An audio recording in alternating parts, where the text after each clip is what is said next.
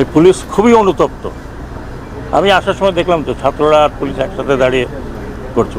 Police খুবই অনুতপ্ত, এদেরকে দানব বানানো হয়েছে যারা। আমি আবার বলছি, we will not leave them, we will not leave them. কিন্তু একটু সবুর করেন, কারণ কতগুলো প্রসেস আছে।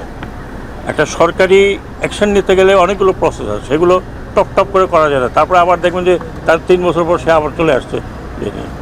So have patience. হয়তো অনেক কথার মধ্যে অনেক কথা আসে, সেই জন্য যদি এমন কোনো কথা বলে থাকি আপনারা ভুল বুঝেছেন, আমি দুঃখিত।